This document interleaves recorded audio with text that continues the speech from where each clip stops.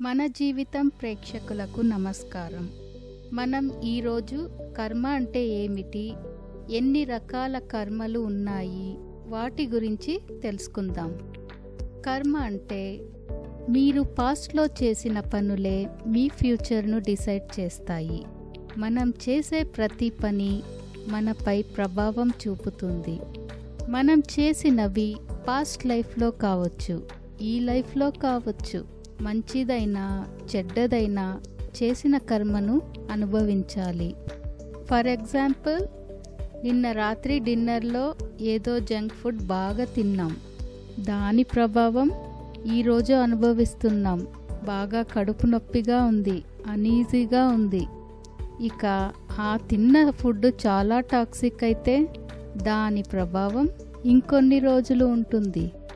అలాగే పూర్వజన్మలో ఏదో చేశారు, ఈ జన్మలో దాని ఫలితం అనుభవిస్తున్నారు. మంచిది కావచ్చు, చెడ్డది కావచ్చు. కర్మ అనేది మన ఆలోచన విధానంపై కూడా డిపెండ్ అయి ఉంటుంది. మీకు మంచి ఆలోచనలు వస్తున్నాయా లేదా చెడు ఆలోచనలు ఎక్కువగా ఉంటాయా? ఇక మీ మాటలు ఎలా ఉంటాయి? పాజిటివ్, ఎంకరేజింగ్గా, మంచి ఎమోషన్స్తో నిండి ఉంటాయా లేదా ఇతరులకు నొప్పి కలిగించే మాటలై ఉంటాయా? ఇక మీ చేతలు, మీ బిహేవియర్ ఇతరుల పట్ల ఎలా ఉంటుంది? ఇవన్నీ కర్మలే. మనం ఎప్పుడూ ఏదో చేస్తూనే ఉంటాం. కూర్చున్నాం, లేచాం, పడుకున్నాం, తిన్నాం, ఆలోచిస్తున్నాం, గాలి పీలుస్తున్నాం, తిన్నదాన్ని అరిగించుకుంటూ ఉంటాం.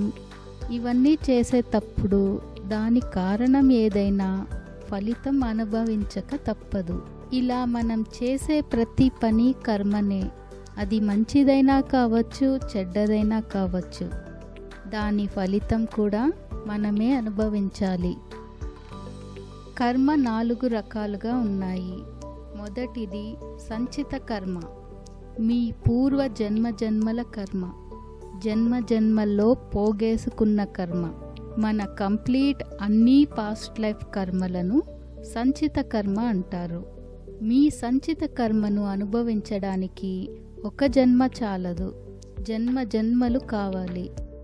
మీ సంచిత కర్మ నుండి మీరు పుట్టినప్పుడే ఒక మూటంత కర్మను ఈ జన్మలో తగ్గించుకోవడానికి తెచ్చిన కర్మను ప్రారబ్ధ కర్మ అంటారు. ప్రారబ్ధ కర్మలో చెడు కర్మలే కాకుండా మంచి కర్మలు కూడా ఉంటాయి. ఎలా అంటే, మీరు పుట్టినప్పుడు ఆరోగ్యంగా పుట్టినారు, మంచి తల్లిదండ్రులు ఉన్నారు, మీరు బాగా తెలివైన వారు, మీ ఫ్యామిలీ మీకు మంచి జ్ఞానం ఇచ్చింది. ఇదంతా మీరు పూర్వజన్మలో చేసుకున్న కర్మలు, దాని ఫలితాలు. ఇక మూడవది ఆగమి కర్మ.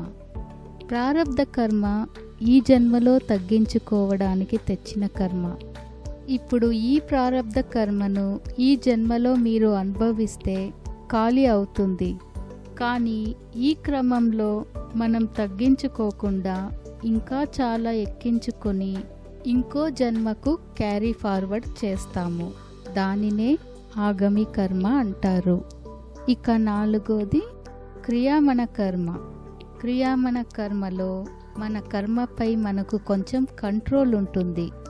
ప్రారబ్ధ కర్మలో మనం చాలా మంచి పనులు చేస్తే, మంచి పుణ్యకార్యాలు, సోషల్ సర్వీస్ చేసి చాలా పుణ్యాన్ని పోగు చేసుకున్నట్టయితే ఇది మీ సంచిత కర్మకు వెళ్తుంది. మంచి విత్తనముతో, మంచి స్కిల్తో సంచిత కర్మకు వెళ్తుంది. మీ డెస్టినీ మంచిగా మీరు చూస్ చేసుకుంటారు. మామిడి విత్తనం వేస్తే మామిడి పళ్ళే వస్తాయి. అలా మీ మంచి కర్మలు మీ డెస్టినీ షేప్ చేసుకుంటాయి. అందరికీ ధన్యవాదాలు. మా ఈ వీడియో నచ్చినట్టయితే లైక్ చేయండి, షేర్ చేయండి. అందరూ మన జీవితం ఛానల్కు సబ్స్క్రైబ్ చేయండి. Thank you.